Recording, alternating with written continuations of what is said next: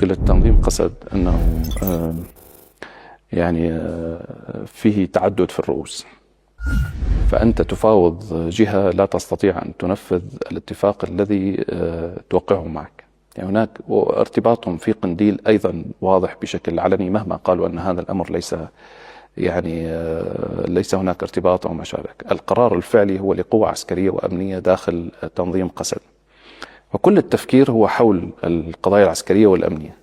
هل حماية المكون الكردي في سوريا تجري من خلال تشكيل عسكري تنظيم عبر الحدود؟ هو أتى من خارج، عنده مشكلة قديمة مع تركيا عمرها 40 و50 سنة، لا تستطيع سوريا أن تتحمل تكاليف حل هذه المشكلة على الأراضي السورية.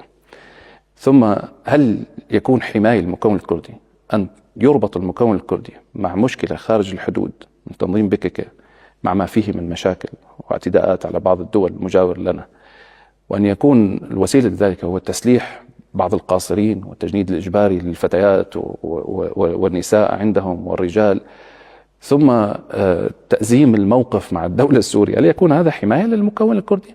حماية المكون الكردي تكون بالاندماج مع الحالة الجديدة. فالدولة السورية تشكل رأس مال كبير لهم.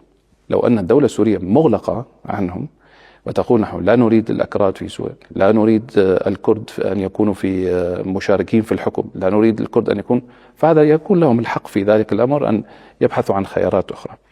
ثم هل يكون هذا بحل بأن يكون نحن هناك تنظيم مسلح يقوم بحفر الأنفاق والخنادق في وسط أحياء سكنية ذات غالبية كردية في مدينة حلب، ونحن نسعى إلى ازدهارها وإلى تنميتها؟